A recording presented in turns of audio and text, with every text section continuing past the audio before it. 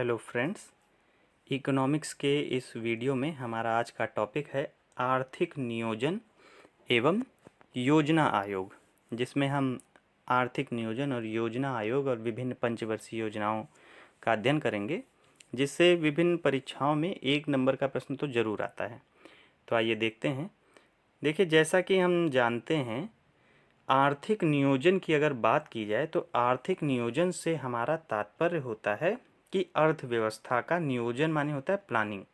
ठीक, तो भारत में आर्थिक नियोजन जो है, पहली बात तो वो समवर्ती सूची यानी कि 7वीं अनुसूची का विषय है, जिस पर राज्य और केंद्र दोनों नियम बना सकते हैं। तो आर्थिक नियोजन किस सूची का विषय है? पहला प्रश्न यहीं से हो गया, समवर्ती सूची का। किस अनुसूची में आता है? तो 7वीं अनुसूची में आता है। आर्थिक नियोजन होता क्या है? आर्थिक नियोजन जो है एक आपका संगठित आर्थिक प्रयास है, यानी कि प्लानिंग करके, योजना बना करके पैसे का नियोजन और उसके द्वारा आर्थिक वृद्धि ही आर्थिक नियोजन है। इसके लिए प्रथम रूपरेखा सबसे पहले 1934 में एम विश्वेश्वरैया की किताब थी, प्लान्ड इकोनॉमी ऑफ इंडिया। कौन सी? Planned economy of India. इस किताब के द्वारा एम विश्वेश्वरैया ने सबसे पहला आर्थिक नियोजन का प्रारूप दिया था। फिर इसी क्रम में धीरे धीरे आर्थिक नियोजन होते गए और कुछ योजनाएं बनी, जैसे सर्वोदय योजना बहुत पूछी जाती है। ये 1950 में बनाई गई थी जयप्रकाश नारायण के द्वारा। ठीक है, सर्वोदय योजना। फिर योजना आयोग भी आता है इसी क्रम में, जो कि इसकी स्थापना पूछी जाती है योजना आयोग की 15 मार्च 1950 को, और ये संविधानेतर इकाई है, यानी कि इसका जिक्र संविधान में नहीं था। कोई भी ऐसी इकाइयाँ जिसका जिक्र मूल संविधान में नहीं था, बाद में इनको अलग से नियम बना के इनका गठन किया जाता है, तो वो संविधानेतर बोली जाती हैं, जबकि जिनका जिक्र संविधान में होता है वो संवैधानिक निकाय होते हैं। तो इस प्रकार अगर देखें, नीति आयोग जो कि योजना आयोग को समाप्त करके बना था, ये आपका बना है जनवरी 2015 में। कब से? जनवरी 2015 में। ये भी संविधानेतर इकाई है। और राष्ट्रीय विकास परिषद, जिसको हम लोग कहते हैं एनडीसी, ये अगस्त 1952 में, यानी कि योजना आयोग बना। उसके बाद में उसकी योजनाओं को अनुमोदित करने के लिए राष्ट्रीय विकास परिषद 1952 में बना। अब देखिए, योजना आयोग में होता क्या था। दरअसल योजना आयोग में जो सरकारें बनती थीं, वो 5 वर्ष तक कैसे काम करेंगी, उनके लिए वो एक 5 वर्षीय, कितना, 5 ईयर एक एक्शन प्लान बनाती थी। तो ये पंचवर्षीय योजना कहलाती थी। तो इसी क्रम में योजनाएं चली। जैसे पहली पंचवर्षीय योजना आपकी 1950 में योजना आयोग बना, तो 1951 से 1956 तक 5 साल के लिए पहली पंचवर्षीय योजना बनी, जो कि हेराल्ड डोमर मॉडल पर आधारित थी। ये सब प्रश्न है महत्वपूर्ण। पहली पंचवर्षीय योजना हेराल्ड डोमर मॉडल पर आधारित थी। इसमें फोकस बिंदु क्या थे, प्रश्न पूछा जाता है, तो कृषि, सिंचाई और विद्युत।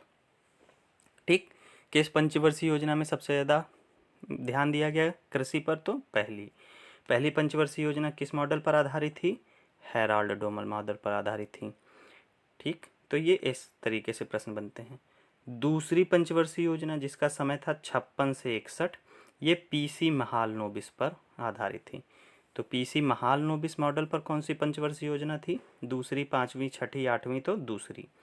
इसमें फोकस क्या था? भारी उद्योग, क्योंकि पहले जब कृषि का विकास कर लिया गया, अब कृषि से जो प्रोडक्ट मिल रहे हैं उसके लिए उद्योग लगाने हैं। तो दूसरी पंचवर्षीय योजना में भारी उद्योग, चिकित्सा, समाजवादी समाज की स्थापना, और देखिए सबसे महत्वपूर्ण, राउरकेला, भिलाई, दुर्गापुर, ये इस्पात यानी स्टील के कारखाने भी बन गए थे। ठीक, तो अगर पूछे राउरकेला या भिलाई ये सब कब बने, तो दूसरी पंचवर्षीय योजना में। तीसरी पंचवर्षीय योजना थोड़ी इसलिए महत्वपूर्ण है कि ये 61 से 66 तक चली, लेकिन ये पूरी तरीके से चल नहीं पाई, इसीलिए ये पूछा जाता है किस पंचवर्षीय योजना में ऋणात्मक विकास दर मिला था, तो तीसरी में। कौन सी पंचवर्षीय योजना बीच में ब्रेक हो गई? तीसरी। क्यों ब्रेक हो गई? क्योंकि इसमें 2 युद्ध भारत को झेलने पड़े। एक भारत चीन युद्ध 1962, दूसरा भारत पाक युद्ध 1965। इसके कारण योजना असफल रही।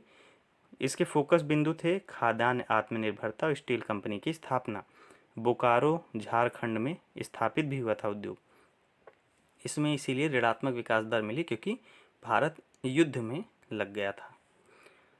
चौथी पंचवर्षीय योजना देखिए, और यहाँ पर यह भी ध्यान रखना है कि जब तीसरी ब्रेक हुई थी तो मोरारजी देसाई द्वारा उस समय में रोलिंग प्लान चलाया गया था, अनवरत योजना, ठीक है, जो कि जॉन मिर्डल योजना पर आधारित थी। किस योजना पर? जॉन मिर्डल पर।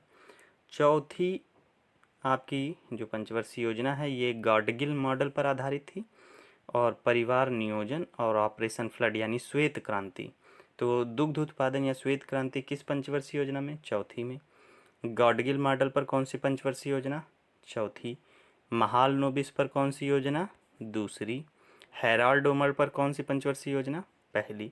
इस तरीके से प्रश्न आते हैं। परिवार नियोजन किस पंचवर्षीय योजना में? चौथी में। पांचवी पंचवर्षीय योजना बहुत ही महत्वपूर्ण हो जाती है क्योंकि इसमें गरीबी हटाओ का नारा दिया गया था। यह प्रश्न कई बार पूछा गया है। प्राथमिक शिक्षा के लिए काम हुए थे और काम के बदले अनाज योजना चली थी। छठी पंचवर्षीय योजना में आगत निर्गत मॉडल दिया गया था। समन्वित ग्रामीण विकास के कार्यक्रम सबसे ज़्यादा हुए थे और कृषि उद्योग और ऊर्जा के क्षेत्र पर भी फोकस किया गया था। अब अगर बात की जाए सातवीं पंचवर्षीय योजना की, तो ये जॉन मिल्डर मॉडल पर आधारित है। जवाहर रोजगार योजना शुरू की गई थी। तो सातवीं पंचवर्षीय योजना में ही जवाहर रोजगार योजना शुरू की गई थी। आठवीं पंचवर्षीय योजना महत्वपूर्ण है क्योंकि इसमें सर्वांगीण मानव विकास का लक्ष्य रखा गया और टीकाकरण प्रारंभ किया गया था। प्रश्न पूछा जाता है टीकाकरण किस पंचवर्षीय योजना में? आठवीं में। मैला ढोने की प्रथा किस पंचवर्षीय योजना में समाप्त कर दी गई थी? तो ये आठवीं में। ठीक, तो ये चीज़ हो जाएगी। नवीं पंचवर्षीय योजना में सामाजिक न्याय पर बल दिया गया। प्रश्न पूछा जाता है जनसंख्या वृद्धि पर रोक किस पंचवर्षीय योजना में? नवीं में। पंचायती राज नवीं में। सहकारी संस्थाओं का विकास नवीं में। तो आठवीं और नवीं महत्वपूर्ण हो जाती हैं। 10वीं पंचवर्षीय योजना का कार्यकाल था 2002 से 2007 तक। इसमें सामाजिक अवसंरचना विकास यानी कि इंफ्रास्ट्रक्चर डेवलप करना, समावेशी विकास यानी कि चीज़ों का ऐसा प्रयोग कि वो वर्तमान पीढ़ी के लिए तो प्रयोग में आए ही, और जो आने वाली पीढ़ियां हैं उनके लिए भी उनका सदुपयोग रहे, वो बनी रहें। और राष्ट्रीय बागवानी मिशन भी इसमें प्रारंभ कर दिया गया था। 11वीं पंचवर्षीय योजना में द्वितीय हरित क्रांति प्रारंभ करने की बात की गई। राष्ट्रीय बागवानी मिशन को और आगे बढ़ाया गया। कृषि बीमा योजना लागू की गई। खाद्य सुरक्षा मिशन और गरीबी उन्मूलन। ठीक है। 12वीं पंचवर्षीय योजना जो कि बीच में ही समाप्त कर दी गई और नीति आयोग बन गया। इसमें सस्टेनेबल डेवलपमेंट, क्या चीज़? सस्टेनेबल डेवलपमेंट पर बात की गई थी। और 20 सूत्रीय आर्थिक कार्यक्रम 1975 में आया था। उस समय प्रधानमंत्री इंदिरा गांधी थी। ये भी आर्थिक विकास से संबंधित कार्यक्रम है। तो इस प्रकार अगर हम देखें तो 12वीं पंचवर्षीय योजना बहुत महत्वपूर्ण है क्योंकि इसमें सस्टेनेबल डेवलपमेंट आता है। ठीक है। और इसी प्रकार आपकी 10वीं पंचवर्षीय योजना भी महत्वपूर्ण है क्योंकि इसमें राष्ट्रीय बागवानी मिशन शुरू किया गया। 9वीं महत्वपूर्ण है क्योंकि इसमें जनसंख्या वृद्धि पर रोक और पंचायती राज व्यवस्थाओं का प्रावधान रहा। 8वीं भी सर्वाधिक महत्वपूर्ण है क्योंकि इसमें टीकाकरण और मैला ढोने की प्रथा का समापन था। और 7वीं में जवाहर योजना थी। इस तरीके से जो प्रमुख हैं हम वो बता रहे हैं। 5वीं महत्वपूर्ण है क्योंकि इसमें गरीबी हटाओ का नारा था और काम के बदले अनाज योजना थी। चौथी भी इम्पॉर्टेंट है क्योंकि इसमें परिवार नियोजन और ऑपरेशन फ्लड पर काम किया गया है। तो इस प्रकार ये आपके अर्थशास्त्र और पंचवर्षीय योजना से प्रमुख आंकड़े थे। अगर आपको वीडियो पसंद आ रहा है तो चैनल को लाइक और सब्सक्राइब ज़रूर करें। थैंक्स।